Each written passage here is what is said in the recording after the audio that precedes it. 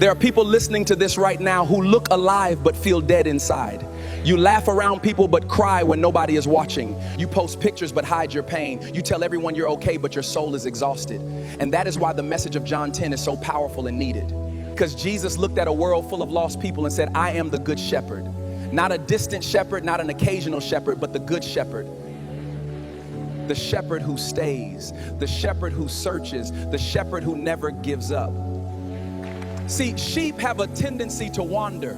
They wander into danger, into places they do not belong, and away from protection. And if we're honest, so do we. Some of us wandered into relationships God never sent. Some wandered into addiction. Some wandered into pride. Some wandered into bitterness. Some wandered so far from God that we stopped recognizing ourselves. But here is the miracle. Even when we stopped looking for God, God never stopped looking for us. While you were running, he was pursuing. While you were hitting, he was calling. While you were broken, he was waiting. That's the kind of shepherd Jesus is. The world says, fix yourself first. Jesus says, come as you are.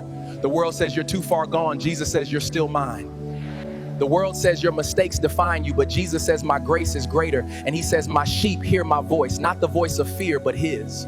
Not the voice of culture, not the voice of the crowd, his voice. Because every day there are voices competing for your soul. Voices telling you to quit. Voices telling you you are worthless. Voices telling you God does not care. Voices telling you you will never change. But the shepherd's voice says, I still have a plan for you. I love you. I still chose you. I still died for you. And then Jesus reveals the heart of the gospel. He says the thief comes only to steal, kill, and destroy. Look around. How many dreams has the enemy stolen? How many families has he divided? How many lives has he destroyed?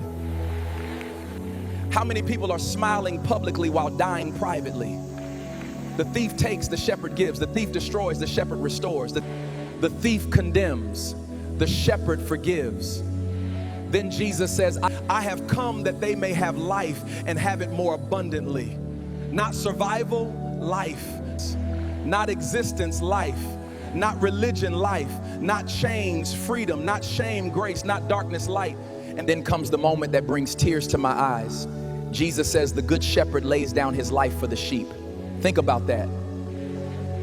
The shepherd died for the sheep that wandered away, for the sheep that ignored his voice, for the sheep that failed him, for the sheep that doubted him, and for the sheep that betrayed him. He knew every sin, every failure, every secret, every mistake. And he still chose the cross. The nails didn't hold him there. Love held him there. Mercy held him there. Grace held him there. You held him there. I held him there. Because he looked through history and said, that one is worth dying for.